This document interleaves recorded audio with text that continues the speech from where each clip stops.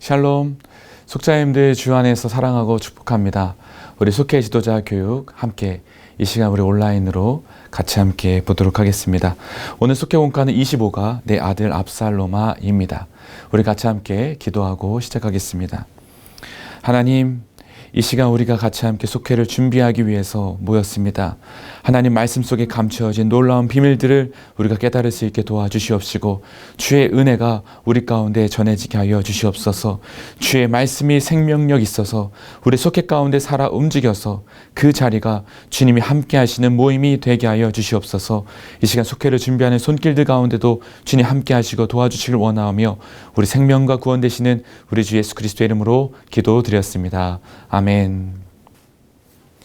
오늘 본문의 말씀은 사무엘하 18장 28절부터 33절까지의 말씀입니다. 우리 말씀을 같이 함께 읽으실 때 이 본문의 의미를 생각하시면서 우리 함께 같이 보시겠습니다. 28절부터입니다. 아히마아스가 외쳐 왕께 아뢰되 평강하옵소서 하고 왕 앞에서 얼굴을 땅에 대고 절하며 이르되 왕의 하나님 여호와를 찬양하리로소이다. 그의 손을 들어 내 주 왕을 대적하는 자들을 넘겨주셨나이다 하니 왕이 이르되 젊은 압살롬은 잘 있느냐 아니라 아히마아스가 대답하되 요압이 왕의 종 나를 보낼 때에 크게 소동하는 것을 보았사오나 무슨 일인지 알지 못하였나이다 하니 왕이 이르되 물러나 거기 서 있으라 하매 물러나서 서 있더라. 구스 사람이 이르러 말하되 내 주 왕께 아래 소식이 있나이다. 여호와께서 오늘 왕을 대적하던 모든 원수를 갚으셨나이다 하니 왕이 구스 사람에게 묻되 젊은 압살롬은 잘 있느냐? 구스 사람이 대답하되 내 주 왕의 원수와 일어나서 왕을 대적하는 자들은 다 그 청년과 같이 되기를 원하나이다 하니 왕의 마음이 심히 아파 문 위층으로 올라가서 오니라. 그가 올라갈 때에 말하기를 내 아들 압살롬아 내 아들 압살롬아 차라리 내가 너를 대신하여 죽었다면 압살롬 내 아들아 하였더라. 아멘. 오늘 본문의 내용은 이 다윗 왕이 그의 아들 압살롬에게 의하여 반역을 당하게 되는 그런 일을 겪게 되는 사건을 오늘 우리가 살펴볼 수 있게 됩니다. 여러분, 앞서서 이 다윗 왕의 그 밧세바 사건이 나오게 됩니다. 그것에 이어서 지금 이 다윗 왕의 가문에 문제가 생기게 되는 것을 우리가 보게 됩니다. 다윗에게는 여러 명의 아들들이 있었습니다. 먼저 우리 다윗 왕의 이 자녀들의 그 계보를 좀 한번 보도록 하겠습니다.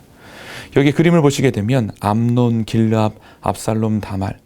여기서 우리가 잘 이렇게 눈에 띄는 것이 암논이라고 하는 아들, 그리고 압살롬과 다말, 아도니아. 이렇게 우리가 좀 많이 들어봤었죠. 여러분, 여기서 우리가 보는 이 암논이라고 하는 아들은 아히노임의 소생이었습니다. 그리고 압살롬과 다말이 있는데 다말은 딸이었습니다. 압살롬과 다말은 남매였습니다. 마아가의 소생으로서 이렇게 다윗 왕의 자녀들, 여러 명의 자녀들 가운데 이렇게 가족들이 있었는데 여기서 이 문제가 생기게 된 것이 암논이라고 하는 아들이 그 압살롬의 동생이었던 다말을 강제로 범하게 되는 일이 일어나게 되었습니다. 이 소식을 들은 이 압살롬은 암논을 죽이게 되었습니다. 그리고 도망을 가게 됩니다. 그술이라고 하는 곳에서 3년을 지내게 되었습니다. 이 소식을 들었던 다윗 왕은 너무나 괴로웠습니다. 안타까운 마음에 이 다윗은 압살롬을 그술에서 불렀습니다. 그러나 암논을 죽인 일에 대해서 아직 용서해서 못해서인지 압살롬을 만나지는 못했습니다. 그러던 중 이 2년의 시간이 지나게 되었습니다. 압살롬은 2년이 지나는 동안 또 다른 계획을 꾸미게 되었습니다. 그 계획은 이 화해가 이루어지는 것 같았지만 그 뒤에서 사실은 그 아버지 다윗 왕의 그 권좌를 탈환하려고 하는, 이 찬탈하려고 하는 그런 계획을 세우고 있었던 것입니다. 곧 군사들을 모아서 다윗에게 반역을 일으키게 되었습니다. 이로 인해서 다윗은 왕자를 비워두고 예루살렘에서 도피해야 했습니다. 사울 왕에게 쫓겼던 과거가 스쳐 지나가는 아주 치욕스러운 순간이었습니다. 여러분, 다윗 왕은 결국에는 압살롬이라고 하는 그 아들과 전쟁을 벌여야 했고 비참하게 그 예루살렘 성을 떠나게 되었습니다. 그러나 여러분, 압살롬의 이 쿠데타는 결국에는 실패로 끝나게 되었습니다. 나중에 압살롬은 상수리 나무에 머리가 걸려서 아마 굉장히 아름다웠다는 것으로 전해지고 있습니다. 굉장히 잘생긴 그런 압살롬이었는데요. 그 압살롬의 머리가 말을 타고 가다가 그 상수리 나무에 걸리는 바람에 나무에 매달리게 된 것입니다. 결국에는 이 장군에 의해서 죽임을 당하게 되어서 허무하게 끝나게 되는 일을 보게 됩니다. 그런데 참 다윗은 그렇게 이 자신을 배반했던 그 아들이 이제 죽임을 당하게 되고 이제 왕자를 다시 회복했는데도 불구하고 그 압살롬의 죽음을 애통해하고 괴로워하면서 울부짖는 것입니다. 다윗이 그 아들을 얼마나 사랑했었는지, 그 자식을 사랑하는 그 부모의 마음을 우리가 여기서 알 수가 있는 것입니다. 어쩌면 이 마음이 하나님의 마음인지도 모르겠습니다. 끝없이 우리는 하나님을 배반하지만 그 하나님께서는 우리를 잊지 않으시며 영원한 사랑으로 사랑하시는 그 모습이 지금 우리 가운데 이 말씀을 통해서 보여주고 있는지도 모르겠습니다. 오늘 본문 말씀을 통해서 그 사랑을 더욱더 깊이 알아가길 원합니다. 첫 번째는 절대적인 사랑입니다. 여러분, 반역을 일으켜서 아버지의 왕자를 빼앗으려고 했던 이 압살롬은 얼마나 패역한 아들일까요? 여러분, 어떻게 보면 나중에 우리 신약에 보게 되면 큰아들과 작은아들이 나오는 그 탕자의 비유가 나옵니다. 이 탕자의 비유가 나와도 그 둘째 아들은 그 아버지의 재산을 빨리 달라고 하여 그 유산을 가지고 허랑방탕하게 살게 되는데, 이러한 패역함은 이루 말할 수가 없는 것입니다. 그런데 그 아버지의 왕위를 넘보면서 그 군대를 모아서 반역을 했다. 정말 이해할 수 없는 끔찍한 그런 자식이라고 할 수가 있을 것입니다. 이 다윗은 무엇보다도 이런 반역을 보게 될 때 치욕과 배신감을 느꼈을 것입니다. 그런데 심지어는 다윗 왕이 도망가는 그 순간에 이 시므이라고 하는 사람을 통해서 이런 조롱을 당하게 됩니다. 피를 흘린 자여, 사악한 자여, 가거라 가거라. 사울의 족속의 모든 피를 여호와께서 내게로 돌리셨도다. 그를 이어서 내가 왕이 되었으나 여호와께서 나라를 내 아들 압살롬의 손에 넘기셨도다. 보라, 너는 피를 흘린 자이므로 화를 자초하였느니라.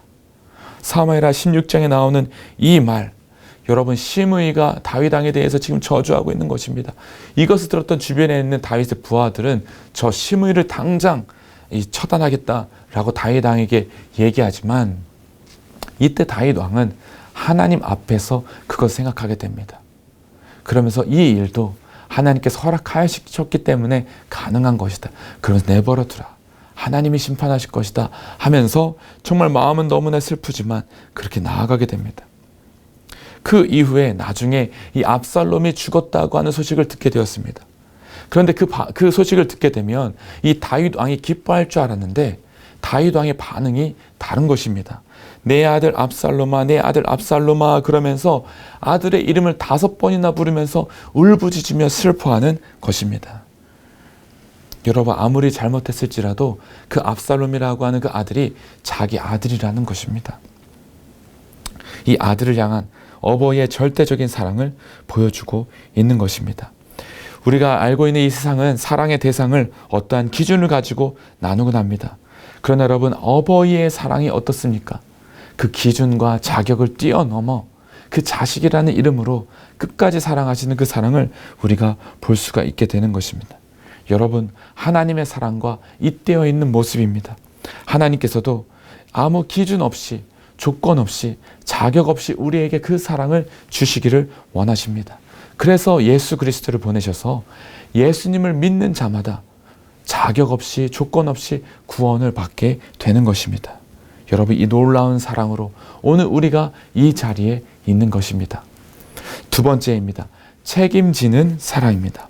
사무엘하 15장의 말씀을 보게 되면 다윗은 얼마든지 싸울 수 있음에도 불구하고 압살롬을 피해서 왕자를 버려두고 피난을 가게 됩니다. 이는 이 모든 것들이 하나님께로부터 말미암은 일이라고 다윗은 믿었기 때문입니다. 이 사건을 신앙적으로 해석하게 되었던 것입니다. 사실은 사무엘하 12장 10절에 나오는 것처럼 나단 선지자가 이 다윗에게 말했던 그 예언이 지금 이루어지고 있는 것입니다. 칼이 내 집에서 영원토록 떠나지 아니하리라. 칼이 너의 집에서 영원토록 떠나지 아니하리라. 지금 그 집안의 이 일들이, 이 싸움이, 칼이 벌어지는 이 일들이 지금 일어나고 있는 것을 다윗은 깨닫게 되었던 것입니다. 그래서 하나님 앞에 이것을 생각하기 때문에 이 다윗은 맞서 싸우지 않고 피난을 가게 됩니다. 다윗은 피난 중에 시므이가 자신을 저주하자 그의 장군 아비새가 시므이의 머리를 베고자 할 때도 만류하면서 그가 저주하는 것은 여호와께서 그에게 다윗을 저주하라 하심이니라고 하나님 앞에서 또 생각을 하게 됩니다.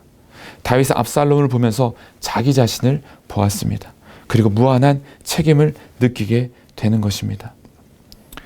악한 아들이 자신을 죽이는 죄를 범하여 더 악한 아들이 되지 않게 하고자 지금 피난을 가고 있는 것입니다.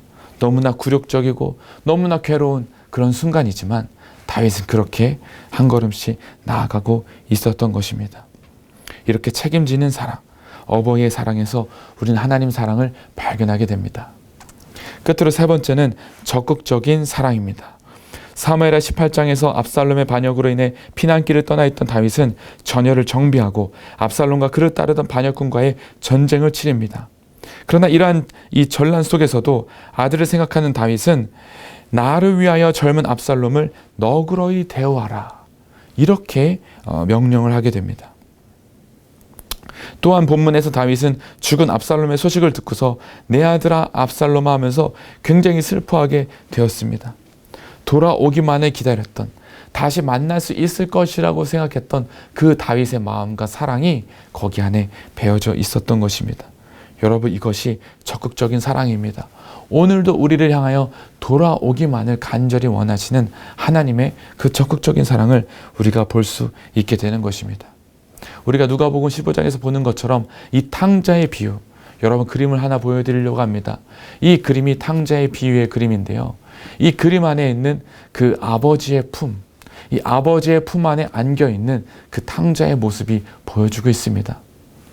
여러분, 이 탕자의 비유를 보는 것처럼, 비유를 보시는 것처럼 아직도 그 거리가 먼데도 불구하고 아버지는 그를 보고 측은히 여겨서 사실 허랑방탕하게 아버지를 배반하고 떠난 정말 이해할 수 없는 그 아들이지만, 그럼에도 그 아들이 돌아오자 버선발을 벗어던지고 뛰어가시는 그 아버지의 모습을 우리가 보게 되는 것입니다.